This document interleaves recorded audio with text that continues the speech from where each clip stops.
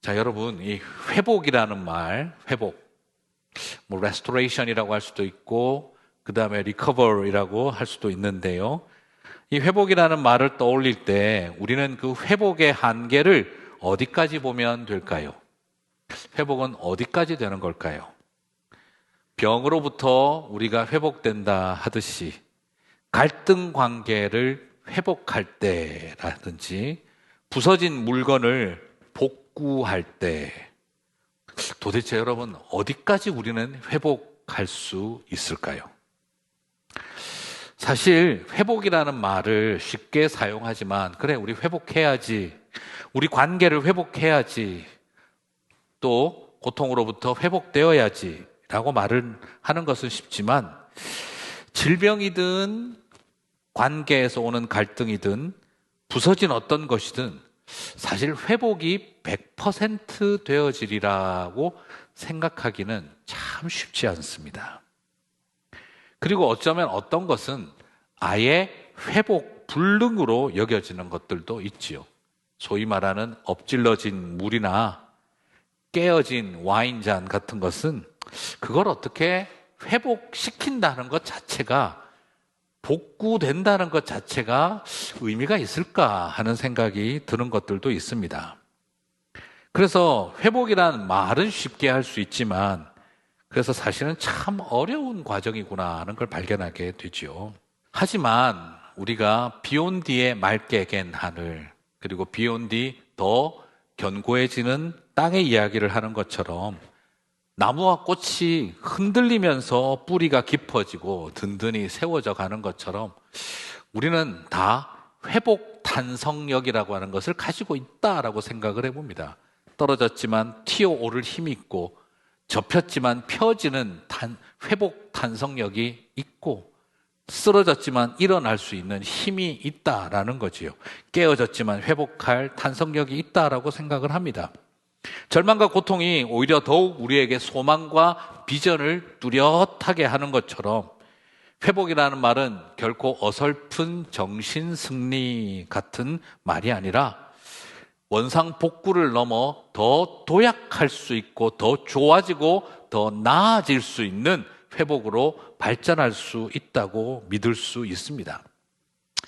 물론 용서했다고 해서 내일부터 당장 살갑게 지내야 한다, 그런 강요를 해서는 안 됩니다. 그죠? 정말 힘들었고 아팠던 관계 용서하기로 결단하기도 쉽지 않은데 내일부터 서로 웃으면서 하하호호하며 지내라고 하는 것이 참된 용서다라고 말하면 그건 굉장히 잔인한 일이겠죠. 연약한 인생임을 스스로 인정하고 용서를 하지만 거리를 두며 살아가고 마음을 추스려야 할 시간이 숙성해가는 과정이 사람에게는 필요합니다. 오늘 비극적인 가정사로 가득한 요셉과 형님들, 그리고 아버지 야곱의 이야기가 어떻게 정신승리 수준을 뛰어넘어 이처럼 완전한 회복까지 이어지는 구속사의 한 페이지가 되었는지를 오늘 살펴보도록 하겠습니다. 그리고 이것을 통해 저와 여러분 안에, 우리 안에도 이런 회복의 역사가 일어나게 되기를 소망하는 마음을 갖게 되었으면 좋겠습니다. 자, 그러면 상처를 회복하는 일은 요셉이 승자의 여유를 누릴 수가 있어서 일어났던 일은 아닙니다. 어떻게 하면 완전한 회복이 있었을까? 그래, 그 정도 자리에 올라가서 넉넉한 마음을 갖게 되면 누구나 승자의 여유로서 용서와 회복은 있을 수 있는 거 아닐까라고 생각이 듭니다. 하지만 그렇지 않습니다. 총리 대신의 자리에 앉아서 그들의 절을 받고 먹을 것 탁 주면서 내가 용서해 주마, 이것이 상처에 치우고 하나님이 기뻐하는 용서의 이야기는 아닙니다. 그렇다면 하나님은, 만약 그런 식이라고 한다면 하나님은 입신양명을 적극적으로 도와주시는 하나님이 되겠지요. 그러면 과연 상대는 그것이 기쁨이 되겠습니까? 아니면 용서를 선언할 수밖에 없는 굴욕이 되겠습니까? 치유와 회복은 피해자인 내가 높아져서 누리는 여유로움에서 시작되는 것이 아니라 가해자와 모두가 함께 서로 세움을 통해 상처를 싸매어야 할 때 일어나는 일입니다. 온전한 회복은 가해자와 피해자로 존재한다 할지라도 서로를 향한 쌍방향의 세움의 역사가 있어야 한다는 것이죠.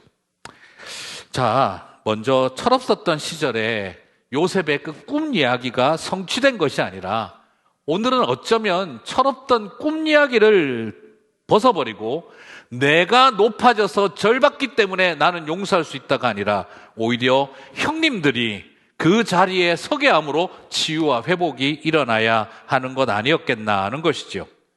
자, 창세기 45장 19절을 한번 보시겠습니다. 이제 명령을 받았으니 이렇게 하라. 너희는 애굽 땅에서 수레를 가져다가 너희 자녀와 아내를 태우고 너희 아버지를 모셔오라. 여러분, 애굽 땅에서의 이 수레는요, 황실의 파라오의 수레를 말합니다. 지금 여기서 파라오가 수레를 가져가라 했던 것은 내 수레를 가져가라는 거죠. 그만큼 지금 요셉과 그 가문을 왕실의 수준으로 격상시켜서 영접하겠다라는 것입니다. 소달구지 하나 보내주는 수준이 아니라 파라오가 행차할 때 타던 황실 수레를 소위 말해서 군대로 본다면 1호차 가져가라, 이 말과 거의 같은 수준의 이야기라는 것이죠. 바로와 같은 왕들의 행차와 입성하는 방법으로 너희 부모님을 모시고 오라는 것이었습니다. 그리고 창세기 45장 22절을 보면은요, 요셉은 형들에게 옷을 한 벌씩 주고 있습니다.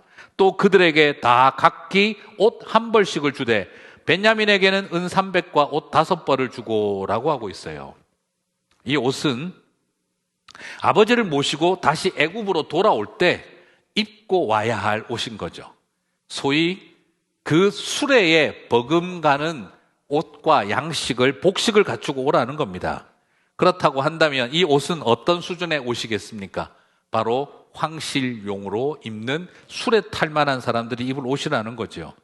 이것은 결국 뭘 말하느냐? 온 백성들이 그 수레가 행차할 때 머리를 숙이고 조아리고 절을 하며 높이는 그 여정으로 돌아오라는 것입니다. 그것을 위해서 형님들에게 이 옷을 입게 했다는 거죠. 자, 이것은 그냥 보면 뭐 별일 아닙니다. 그 정도 권력이 있으니까 누리고 있겠지라는 생각도 듭니다. 그러나 형들의 입장에서는 이것은 개인적으로 요셉과 사이에서 살아왔던 그 한없는 절망과 소외받았던 사랑받지 못한 아들들의 상처를 씻어주는 일을 요셉이 나서서 하고 있다는 걸 보게 됩니다. 요셉 자신도 그 잘나가던 도련님 자리에서 노예가 되어져서 그렇게 이집트로 끌려왔었을 때 그는 봤습니다.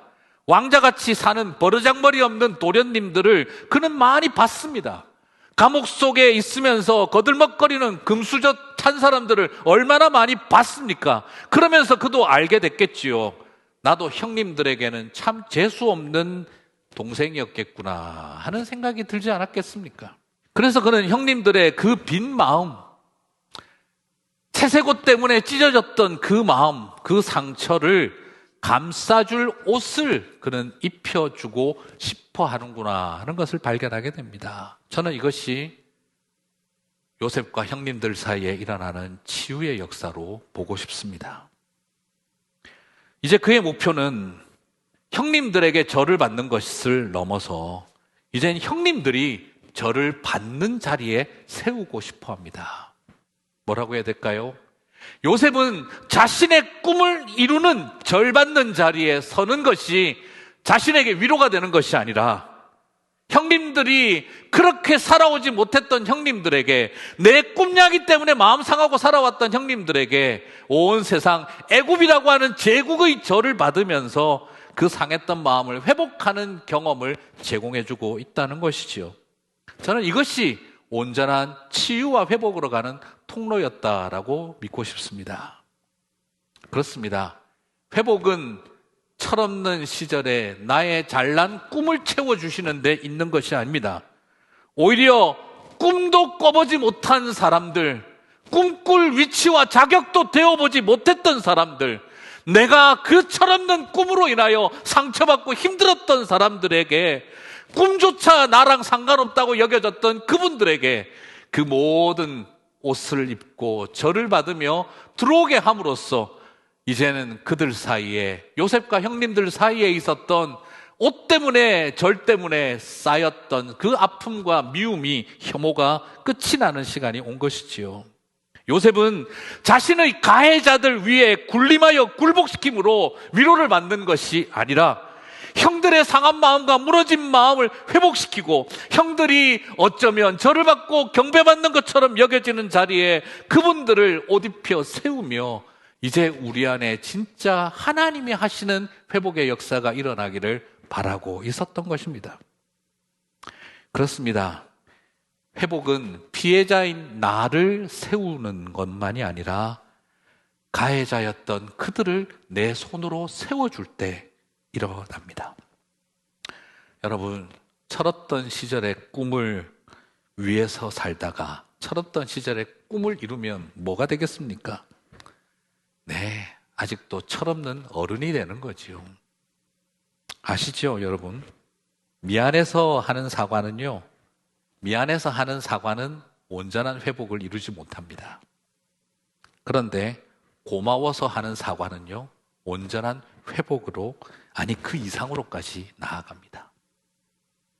너무 미안하게 돼서 사과하는 거는요, 80%, 70% 회복이 될까요? 근데 너무 고마워서 하는 사과는요, 100% 이상으로 나아갈 수 있을지 않을까 싶습니다. 내 상처를 치유하기 위한 회복은요, 온전한 회복을 이루어내지 못합니다. 내 마음의 상처가 다 100% 회복될 때까지 그렇게 생각하고 있으면 사람에게서 절대 회복되지 않습니다. 그러나 그들의 상처를 치유하며 나아갈 때 이루어지는 회복은요, 온전한 회복 그 이상으로 우리에게 나타나게 됩니다.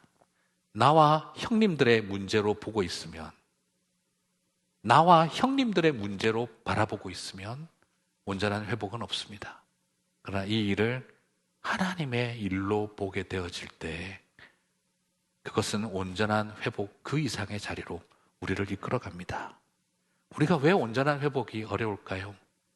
끝까지 이것이 나와 아버지의 문제, 나와 어머니의 문제, 이것이 끝까지 나와 누나의 문제, 나와 동생의 문제, 나와 형님의 문제, 그리고 나와 와이프의 문제, 나와 김집사와의 문제, 나와 김장로님과의 문제, 어느 장로님 꼭 지칭하는 건 아닙니다. 그렇게 남아있는 한 그 속에는 온전한 회복이 없습니다. 하나님과 하나님의 역사하심으로 바라볼 때 거기에 나의 회복이 일어납니다. 창세기 45장 4절과 5절을 한번 보겠습니다. 요셉이 형들에게 이르되 내게로 가까이 오소서. 그들이 가까이 가니 이르되 나는 당신들의 아우 요셉이니 당신들이 애굽의 판자라. 당신들이 나를 이곳에 팔았다고 해서 근심하지 마소서. 한탄하지 마소서. 하나님이 생명을 구원하시려고 나를 당신들보다 먼저 보내셨나이다. 당신들이 판 것이 아니라 하나님이 보내신 겁니다. 나와 형님들의 문제가 아니라 이 일은 하나님이 우리를 향한 일이었습니다. 라고 고백하고 있습니다. 당신들은 나를 죽이려고 팔았던 일이었으나 하나님이 생명을 주시고 구원하기 위해 하신 일이었습니다.로 바꾸고 있습니다. 그리고 아예 바꿔버렸죠. 당신들이 나를 판 일이 아닙니다. 하나님이 하신 일입니다.로 말하고 있습니다. 물론 저는 이걸 보면서 교회 신앙생활 잘 안 할 때는 그랬습니다. 이건 정신승리지. 이렇게 해석해야 속이 편하니까 그렇게 했겠지 싶기도 했습니다. 하지만 이 속에 진짜 믿음의 이야기가 녹아 있습니다. 예전에도 드렸던 말인데요. 믿음은 결국 해석하는 능력이라고 말씀드렸죠. 똑같은 현실과 상황을 겪으면서 살아가고 있지만 믿음은 그 현실을 어떻게 해석하느냐에 대한 눈을 제공해 주는 것과 같습니다. 이것은 상황 중심으로 바라보는 거나 이것은 인간과 인간의 관계로만 바라보는 것이 아니라 이 일을 하나님의 경륜과 하나님의 섭리의 관점에서 바라보는 눈을 갖게 되는 것이지요. 그럴 때 우리는 사람과 사람 사이의 걸림돌의 문제였는데 이것이 하나님이 우리를 향한 디딤돌의 문제로 되는 것을 보게 되는 것입니다. 사단은 악을 던져주었지만 그 악을 약으로 바꾸어 버릴 수 있는 능력이 생기는 것과 같습니다. 이건 단순히 그냥 모든 것이 하나님이 하신 일이다 하는 식의 이야기는 아닙니다. 그러면 하나님은 좋은 일도 하고 나쁜 일도 하신다는 말인가요? 하나님이 나쁜 짓 해놓고 이것도 하나님 일이다라고 하신다는 그런 뜻인가요? 아닙니다. 하나님이 동생을 노예로 팔아 죽이게 하는 일을 하시는 분이시겠습니까? 그래, 언젠가 나는 너희들을 크게 회복시킬 날이 올 거야. 그러나 그때까지는 동생 죽이는 그런 계획을 짜도록 해봐. 이게 하나님의 방법이라고 말할 수가 있으실까요? 하나님은 나쁜 일을 하시는 분이 아닙니다. 하나님이 죄를 정당화시키는 것을 하지 않습니다. 이것은 어떻게 봐야 되냐 그러면 사단이 하나님 하시는 일을 막기 위해 미움으로 살인을 공모하게 하고 노예로 파는 일을 사단이 사주하고 진행하도록 했던 일입니다. 하지만 하나님 하시는 일은 뭐냐? 하나님은 나쁜 짓을 하시면서 하나님의 일을 만들어가는 분이 아니라 사단이 망치려고 작정하고 해놓은 그 나쁜 짓조차 하나님의 구원의 일로 승화시켜내고 변혁시켜내시는 섭리하시는 분이라는 겁니다. 하나님이 여러분을 크게 들어 쓰시려고 어렸을 때부터 조폭 부모 슬하에 태어나 버려져서 고아원 가게 하고 길거리 소년이 되어 범죄 배우고 깜빵에 들락날락 거리도록 계획을 하실까요? 언젠가 크게 들어 쓰시기 위해서. 그래서 감옥에서 칼치만 2번 맞고 마약 중독되어 죽을 뻔하다가 비몽사몽 가운데 예수님 만나고 성령님 체험해가지고 은혜를 간증하며 하나님이 나를 이렇게 세계적인 전도자로 마약하는 청소년들과 조폭으로 살아온 아이들에게 복음을 전하게 하시기 위해서 하나님은 내 인생을 그렇게 만들어 오셨다라고 한다면 그게 하나님이 선한 방법일까요? 잔인하고 애매하고 참 지독하게 비정한 방법이라고 해야 될까요? 하나님이 그런 일을 하시는 게 아닙니다. 이게 바로 뭐냐? 사탄이 약 올라 아주 죽을 일인 거죠. 뭡니까? 망하게 하려고, 망쳐버리게 하려고, 절망시키게 작전 다 짜가지고 완전히 폐인 만들어놨는데 내 계획이 다 성공했다고 생각하는데 이제 이 사람은 분노와 원망에 떨면서 그냥 하나님을 향해서 미워하고 사람들을 향해 저주를 품고 살아갈 텐데 목사든 장로든 집사든 권사든 그런 거 다 잊어버리고 분노 덩어리로 딱 만들어놨는데 이게 왜 갑자기 하나님을 만나서 이 모든 것이 다 하나님의 은혜였다라고 고백해버리고 있을까? 사단이 진짜 화가 나는 거예요. 계획이 틀어진 것도 억울해 죽겠는데 다 죽인 영혼 살아서 빼앗긴 것도 속 터져서 죽겠는데 내가 한 일도 하나님 하신 일이라고 해버리니 속 터지는 거죠. 이겁니다. 사단이 야곱의 가문 이스라엘 자손들이 미움과 살해로 가득하여 완전히 분열시키는 공작을 다 해놨는데 하나님이 이것을 생명을 살리기 위한 구원 사역이 되게 했다라고 고백을 해버린 거죠. 미움과 분열과 사망의 씨앗을 뿌렸는데 미움과 분열과 사망의 씨앗을 뿌렸는데 사랑과 용서와 하나됨과 생명의 열매를 열어버린 겁니다. 사탄이 콩 심어놨는데 하나님이 팥나게 해버리신 거죠. 그래서 완전한 관계의 파괴작전의 핵심이 완전한 관계의 회복의 핵심으로 변화되어 버린 것입니다. 이것이 바로 나와 너의 문제, 인간과 인간의 문제, 그렇게 집중하고 있던 우리, 내가 용서할 것인가? 형님은 어떻게 반응할 것인가? 형님이 미안하다 그러면 나는 어떻게 반응할 것인가? 내가 미안하다 그러면 아버지는 어떻게 하실까? 어머니는 어떻게 하실까? 내가 미안하다 하면 자식은 어떻게 반응할까가 아니라 이 일은 하나님의 일이었다라고 보는 싸움이었다라는 거죠. 이것이 우리를 온전한 회복으로 이끌어 가더라는 것입니다. 자, 이 정도면 다 이루었잖아요. 하지만 완전한 회복을 이룬 다음에 주의해야 할 것이 있습니다. 창세기 45장 24절입니다. 이런 회복을 하고 목을 끌어안고 입을 맞추고 서로 대화를 나눈 자리에서 그는 말합니다. 이에 형들을 돌려보내며 그들에게 이르되 당신들은 길에서 다투지 말라 하였더라.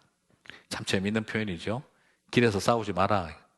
완전히 형님들을 그냥 길에서 싸울 사람들로 예상을 했던 거죠. 그랬을 것 같아요. 여러분, 완전한 회복과 용서를 경험하고 나서도요, 감사가 넘치는 상황이 와도요, 사람은 희한하게 엄청난 은혜가 임해도 누구 때문에 이 일이 일어났는지를 자꾸 따지고 싶어 하는 게 사람의 마음입니다. 오케이. 우리가 회복은 경험했는데, 근데 문제는 어디였는지 다시 한번 짚고 넘어가자 하는 것이죠. 참 놀랍게도 하나님 하신 구원 사역임에도 불구하고 은혜를 누리지 못하고 지은 죄를 탓하는 일들이 종종 있습니다. 우리 자신들도 범하는 실수이죠. 은혜는 그냥 은혜로서 누리면 되는데 뭐라고 표현해야 될까요? 어떻게 하다가 우리가 이 은혜를 누리게 되었는지, 누가 지은 죄 때문에 우리가 이런 은혜를 받게 됐는지 죄를 찾아보자 하고 있는 거죠. 지금 뭐라고 그렇게 될까요? 자, 은혜 받은 것은 감사한데 우리가 누구 잘못 덕택에 이 은혜를 받게 됐는지 범인을 잡자, 이렇게 지금 하는 거죠. 그래서 우리로 하여금 이런 은혜를 받게 만든 인간을 벌주자, 뭐 이것밖에 더 되겠습니까? 지금 말이. 놀랍게도 우리가 어쩌면 하고 있는 모습이 그런 게 아닐까요? 은혜를 잊고도 사람은 받은 은혜 때문에 서로 다툰다는 거죠.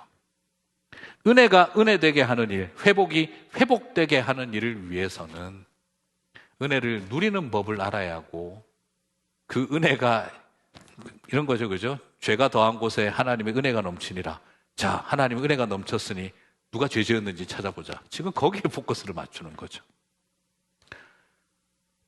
이렇게 말하고 싶습니다. 어쩌면 요셉의 입장에서는 나를 판 죄보다 당신들이 다투면 그 죄가 더 클 것입니다 라는 것을 도전하고 있는 것이죠. 왜요? 나를 판 일은 하나님 하신 일이지만 하나님 하신 일을 가지고 다시 다투면 이건 정말 소망 없는 일입니다. 잘 기억하십시오.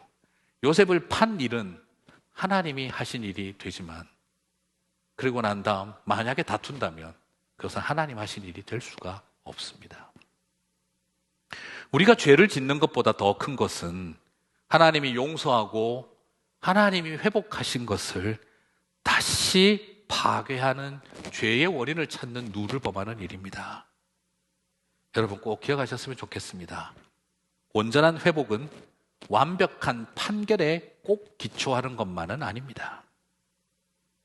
덮어주고 품어주고 은혜를 은혜로 누릴 때 나타나는 것입니다. 사랑하는 성도 여러분, 오늘 요셉과 형님들과 이 가정 안에 엄청난 회복이 임했습니다.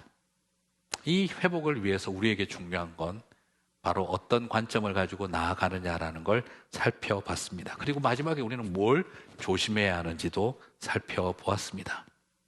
오늘 저와 여러분에게 이 놀라운 이야기들이 자리 잡게 되기를 간절히 소망합니다. 저는 이런 회복의 이야기들이 우리 교회와 우리 성도님들 안에 흘러 넘쳤으면 좋겠습니다. 누구나 한 번쯤은 겪었을 비극적인 가정사 있으시잖아요. 그 어려운 회복을 쉽게 던지는 훈수처럼 우리가 말하지 않았으면 좋겠습니다. 모든 어려움은 다 극적으로 극복하시고 성도는 무조건 온전한 회복을 해야 한다 하는 그런 이야기를 하고 싶지는 않습니다. 하지만 그래도 어렵지만 어떤 일들은 용서하고 멀리 있음으로 서로에게 더 큰 행복이 될 수 있겠다라고 생각합니다. 하지만 용서하고 다시 온전한 회복, 그 이상까지 나아갈 수 있는 일도 있다는 것을 포기하지 않았으면 좋겠습니다. 그냥 우리는 적당히 용서하고 적당히 살갑게 지내면 되는 것이 회복인 것처럼 너무 낮은 기준을 가지고 살아왔기 때문입니다. 진짜 그렇습니다. 저도 실제로 그렇게 합니다. 용서해도 만나지 마세요. 용서해도 멀리 지내는 것이 서로에게 더 좋습니다. 그렇게 상담하고 권할 때도 많이 있습니다. 하지만 어떤 때는 온전한 회복 그 이상까지 하나님이 하실 수 있다는 걸 포기하지 않았으면 좋겠습니다. 이 사람을 용서하고 사랑한다는 건 남편으로서, 때로는 아내로서 죽어도 못할 것 같은 일들이 우리 안에 있잖아요. 하지만 50%, 60%의 회복이 아니라 어떤 때는 하나님이 100% 이상의 회복의 자리로 우리를 이끌어갈 수 있는데 우리가 그것을 여전히 너와 나의 문제로만 바라보고 있을 때에는 해결할 수가 없잖아요. 때로는 자식과의 관계, 그냥 별일 없다는 소식만 들으면 됐다 생각하고 서로 이야기하지 않고 안 보고 사는 게 속편하겠다 싶은 마음 드실 때도 있을 거예요. 하지만 나와 아들의 문제, 나와 자식의 문제로만 바라보는 것이 아니라 하나님의 일로 바라보면서 나아갈 때에는 때로는 100% 그 이상의 자리로 우리 하나님 은혜가 있으리라고 생각해 봅니다. 그래서 가장 깊었던 고통의 흉터를, 그들이 나에게 했던 난도질을 하나님의 스티그마로 바꾸는 일을 고백할 때에 그 상처가 형님들이 준 상처가 아니라 주님의 십자가의 흔적이 되고 그 상처가 별이 되는 여정을 통해 저와 여러분은 더 큰 온전한 회복의 자리로 갈 수 있는 날도 있지 않겠나 싶습니다. 저는 창세기 45장에 요셉이 애굽의 궁궐에 들리도록 방성대곡하는 울음소리가 참 부럽습니다. 여러분, 그렇게 울고 싶으시죠? 슬픈 짐승의 비명소리처럼 요셉이 울부짖던 그 울음소리, 나도 한번 그렇게 울어보고 싶다 하실 때 있으시죠? 믿음으로 축복합니다. 꼭 언젠가 어디서든, 그것이 그분의 무덤에서든, 그것이 어느 산자락에서든, 그것이 어느 기도원 마루바닥에서든 요셉이 그렇게 서럽게 슬픈 짐승의 비명소리처럼 울었던 울음소리를 하나님 여러분에게 허락해 주실 줄 믿습니다. 그래서 오늘 얼굴을 부비고 목을 끌어안고 입을 맞추는 그 아름다운 이야기가 저와 여러분 안에도 일어나게 될 줄 믿습니다. 그날을 바라보고 오늘 창세기 45장의 이 아름다운 이야기를 하나님, 우리의 이야기가 될 수 없을까요? 기도하시는 저와 여러분 되시기를 주님의 이름으로 축복합니다.